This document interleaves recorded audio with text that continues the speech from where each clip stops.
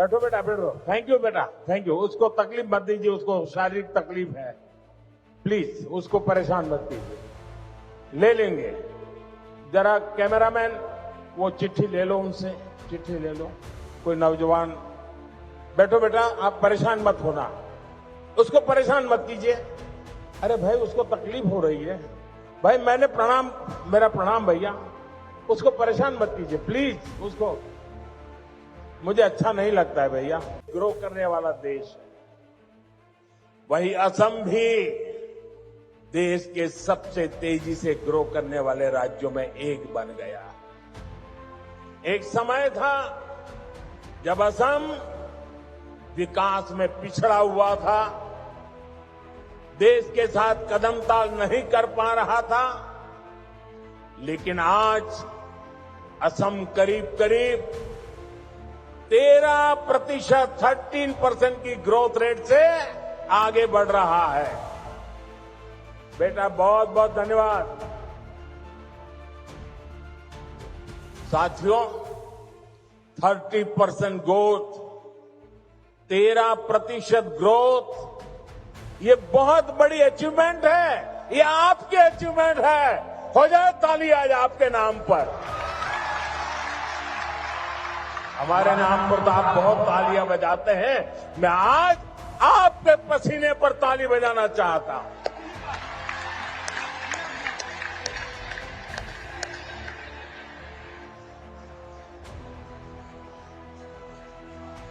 ये सफलता असम वासियों के परिश्रम और बीजेपी की डबल इंजन सरकार के साझा प्रयासों का परिणाम है।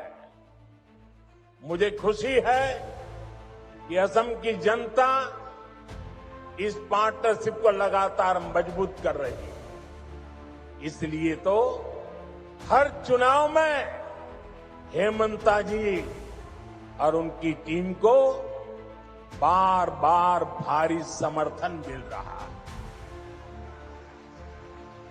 हाल में हुए पंचायत चुनावों में भी असम ने हम सभी को ऐतिहासिक विजय दिलाई है, अपना आशीर्वाद दिया है। साथियों, भाजपा सरकार असम को भारत के विकास का ग्रोथ इंजन बनाने के लक्ष्य के साथ काम कर रही है। आज का ये कार्यक्रम भी हमारी इसी संकल्प का हिस्सा है। अभी कुछ देर पहले इस मंच से करीब 6,500 करोड़ रुपए की विकास योजनाओं का शिलान्यास हुआ है। हमारी डबल इंजन सरकार असम को टॉप के कनेक्टेड स्टेट और टॉप के हेल्थ केयर हब के रूप में विकसित कर रही है। ये प्रोजेक्ट इसी संकल्प को और सशक्त करेंगे। आप सभी को दरांग मेडिकल कॉलेज और अस्पताल के लिए, हाईवे के लिए, रिंग रोड के लिए बहुत बहुत बधाई। साथियों, पूरा देश आज विकसित भारत के निर्माण के लिए एकजुट होकर आगे बढ़ रहा है। खास तौर पर हमारे जो नौजवान साथी हैं, उनके लिए विकसित भारत सपना भी है और संकल्प भी है। और इस संकल्प की सिद्धि में हमारे नॉर्थ ईस्ट की बहुत बड़ी भूमिका है। ये मैं सिर्फ इसलिए नहीं कह रहा हूं कि मुझे आप लोगों के प्रति बहुत प्यार है, बहुत सम्मान है, नॉर्थ ईस्ट के प्रति मेरा लगाव है, सिर्फ इसलिए नहीं कह रहा हूं। मैं इसलिए कह रहा हूं, इसके पीछे ठोस कारण है। आजादी के बाद बड़े शहर, बड़ी इकोनॉमी, बड़े बड़े कारखाने पश्चिम और दक्षिण भारत में ही विकसित हुए। इस दौरान पूर्वी भारत का बहुत बड़ा इलाका, बहुत बड़ी आबादी विकास की दौड़ में पीछे रह गई। अब भाजपा सरकार इस स्थिति को बदल रही है। 21वीं सदी के 25 साल बीत चुके हैं। जिस 21वीं सदी के हम गीत गाते रहे ना, कांग्रेस के जमाने से सुन रहे थे 21वीं सदी आ रही है, 21वीं सदी आ रही है। आकर के भी 1/4 समय तो पूरा हो गया। अब 21वीं सदी का ये अगला हिस्सा ईस्ट का है, नॉर्थ ईस्ट का है। अब आपका टाइम आया है। असम का नॉर्थ ईस्ट का समय आया है। आपका समय आया है। मेरे नौजवानों, अब समय आपकी मुट्ठी में है। भाई एक और बच्चा कुछ लेके आ गया, ले लीजिए भाई।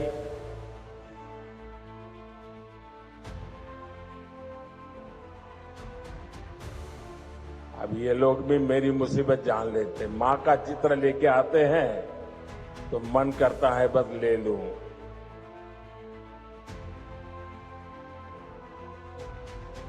दे दो बेटे, ये मेरे साथी हैं। पीछे अपना नाम पता लिख लेना, मैं कलेक्ट कर लूंगा इसको, आपको चिट्ठी लिखूंगा।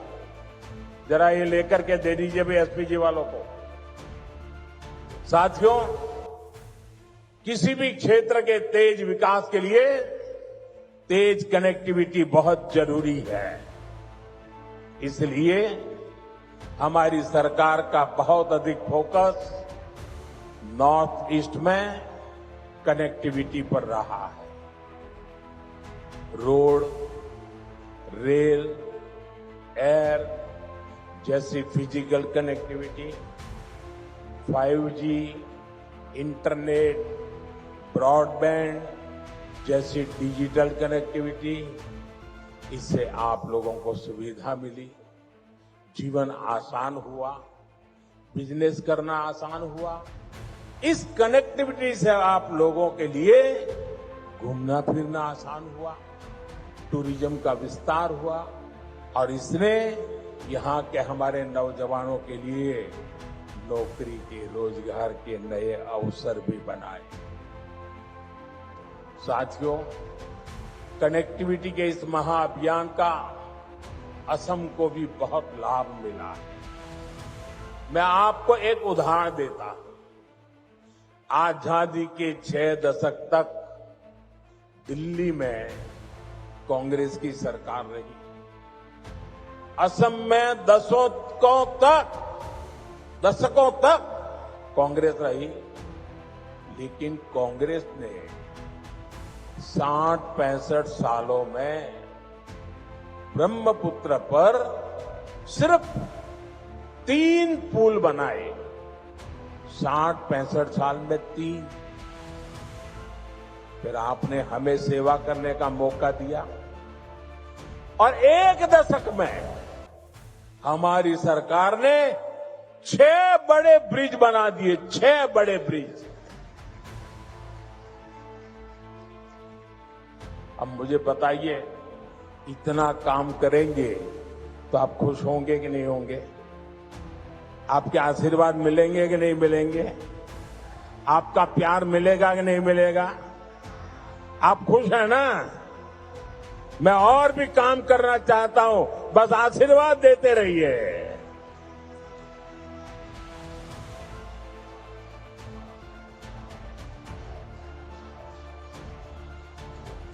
आज भी कुरवा नारंगी ब्रिज का शिलान्यास हुआ है। इस ब्रिज से गुवाहाटी, और दरांग के बीच की दूरी कुछ ही मिनट की हो जाएगी। इससे आम लोगों के समय और पैसे की बचत होगी, ट्रांसपोर्टेशन सस्ता होगा, टाइम कम लगेगा, ट्रैफिक की परेशानियां कम होगी और इसके कारण कीमतें भी कम होती है। साथियों, नई रिंग रोड से आपको बहुत फायदा होगा। जब ये बन जाएगी तो ऊपरी आसाम की तरफ जाने वाली गाड़ियों को शहर में आने की जरूरत ही नहीं पड़ेगी। ये ring road 5 national highway, 2 state highway, 1 airport, 3 railway station और 1 इनलैंड वाटर टर्मिनल को आपस में जोड़ने का काम करेगा। यानी असम में पहली बार सीमलेस मल्टी मॉडल कनेक्टिविटी का पूरा नेटवर्क होने का ये है डबल इंजन की बीजेपी सरकार का विकास का मॉडल। साथियों, हम आज की नहीं बल्कि अगले 25-50 साल की जरूरतों के मुताबिक देश को तैयार कर रहे हैं, क्योंकि 2047 जब आजादी के 100 साल होंगे ना, विकसित भारत बना के रहना है दोस्तों। आपके लिए बनाना है, आपके बच्चों के लिए बनाना है, नौजवानों के उज्जवल भविष्य के लिए बनाना। इसी कड़ी में मैंने लाल किले से घोषणा की थी कि अब जीएसटी में नेक्स्ट जनरेशन रिफॉर्म होगा। आज मैं इस रिफॉर्म की खुशखबरी के साथ आपके बीच आया हूं।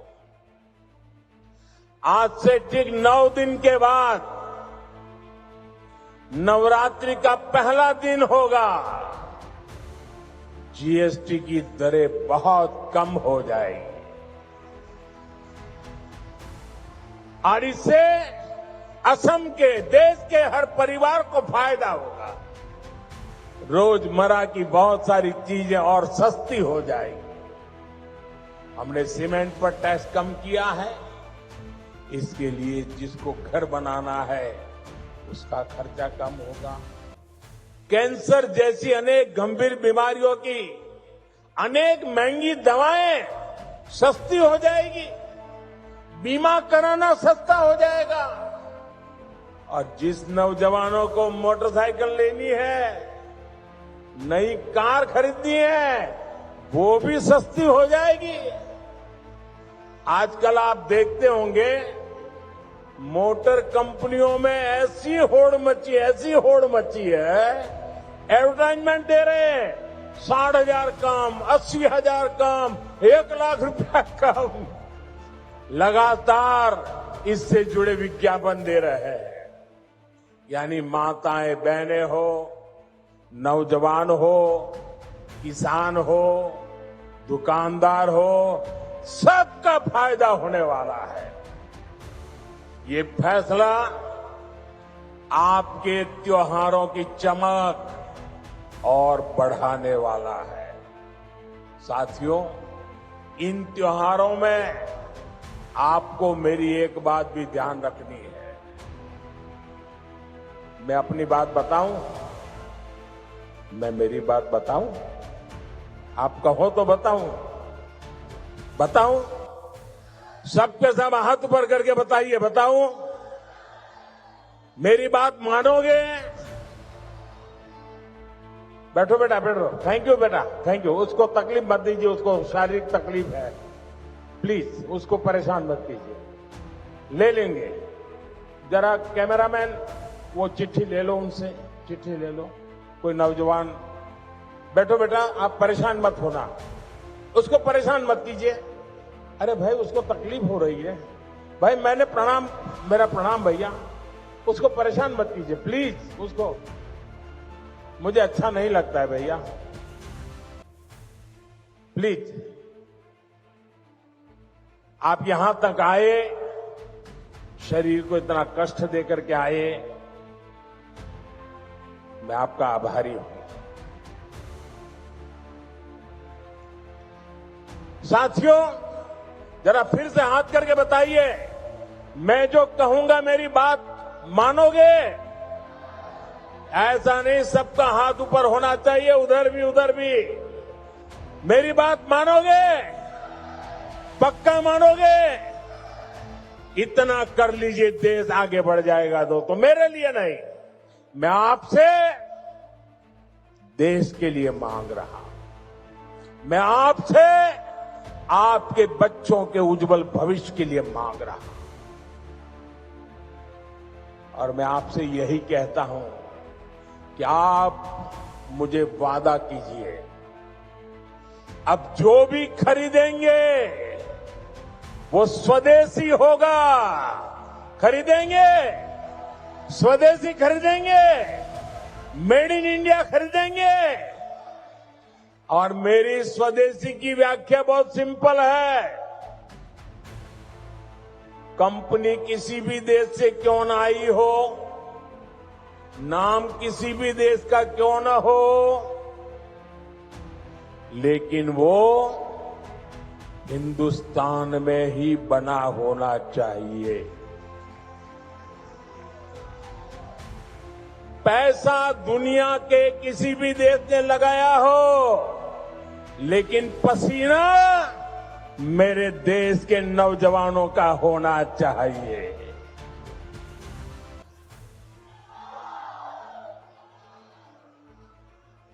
उस जो भी मेड इन इंडिया होगा, उसमें मेरे भारत की मिट्टी की महक होनी चाहिए। ऐसा सामान खरीदेंगे रे?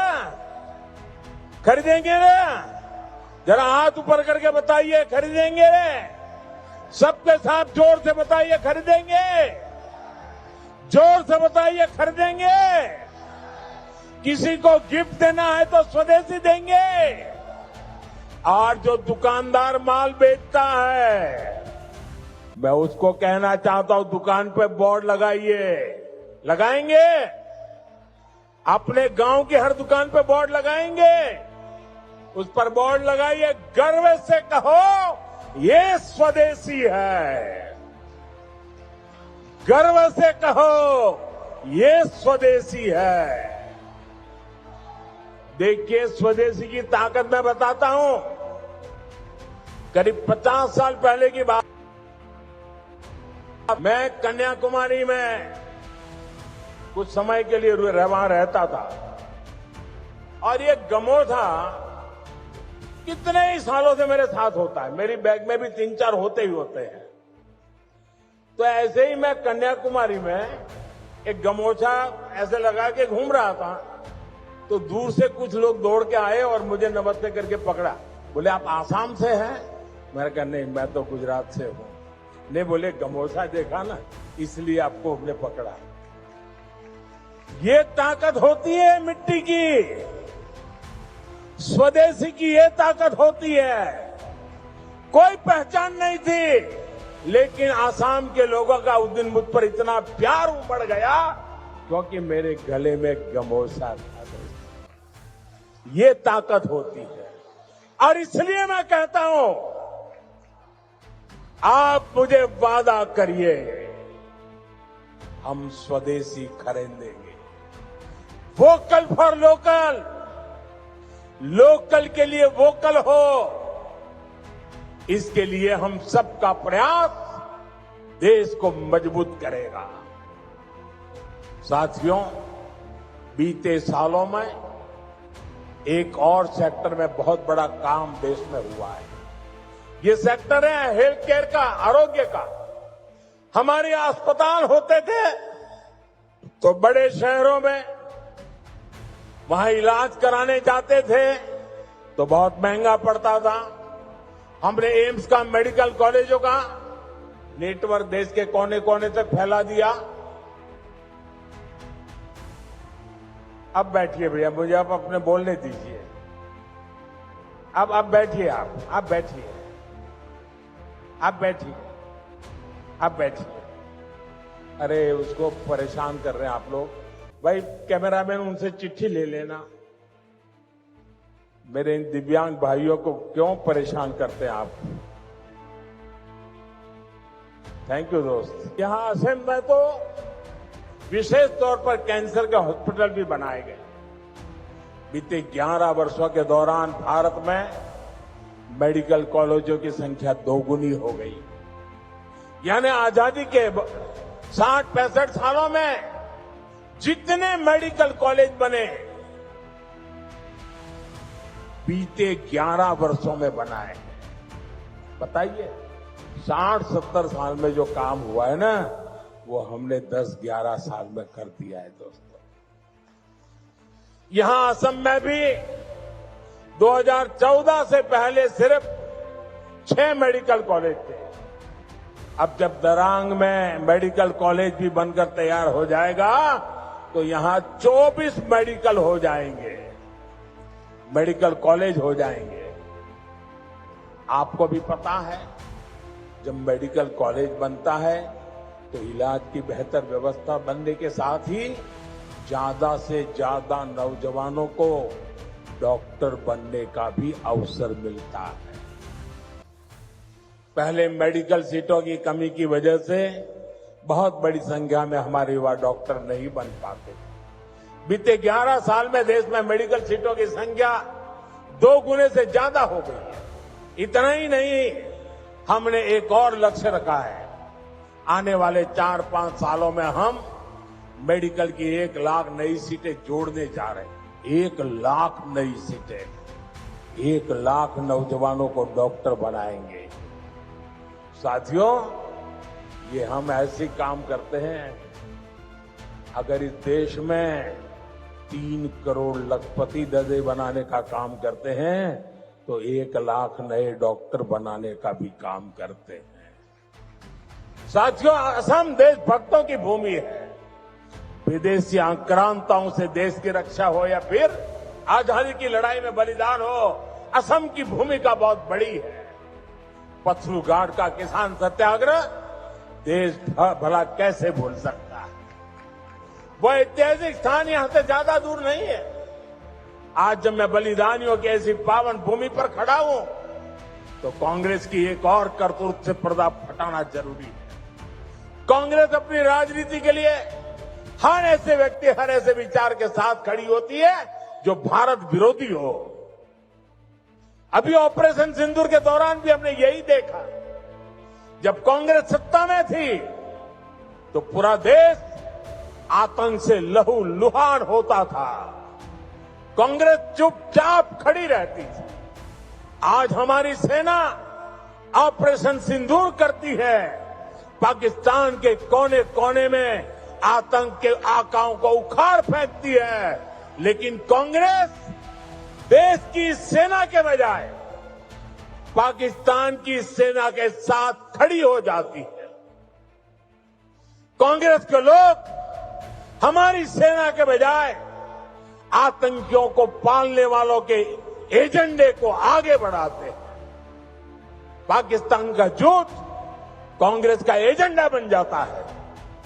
इसलिए आपको कांग्रेस से हमेशा सतर्क रहना है।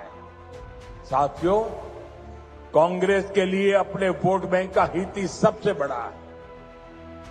कांग्रेस देश हित की कभी परवाह नहीं करती। आज कांग्रेस देश विरोधियों की, घुसपैठियों की भी बहुत बड़ी रक्षक बन चुकी है। कांग्रेस जब सत्ता में थी तो घुसपैठ को बढ़ावा देती थी। और कांग्रेस चाहती है कि घुसपैठिए हमेशा के लिए भारत में ही बस जाए और भारत का भविष्य घुसपैठिए तय करे। एक समय में मंगलदोई ने असम की पहचान बचाने के लिए अवैध घुसपैठ के खिलाफ, लेकिन पहले की कांग्रेस सरकार ने आप लोगों को इसकी भी सजा दी है। आपसे इसका बदला लिया है। कांग्रेस ने यहां जमीन पर अवैध कब्जे होने दिए, हमारे आस्था के स्थानों पर हमारे किसानों के, आदिवासियों के हक की जमीन पर डाका डाला। बीजेपी एनडीए सरकार बनने के बाद अब उन स्थितियों को बदला जा रहा है, आया जा रहा है। हेमंता जी के नेतृत्व में असम में लाखों बीघा जमीन घुसपैठियों से मुक्त की जा चुकी है। दरांग जिले में भी बहुत बड़ी जमीन से कब्जा हटाया गया है। यहां गोरूखुंटी इलाके में कांग्रेस के समय घुसपैठियों का कब्जा था। आज वो जमीन वापस ले जा चुकी है। अब वहां किसानों के लिए गोरू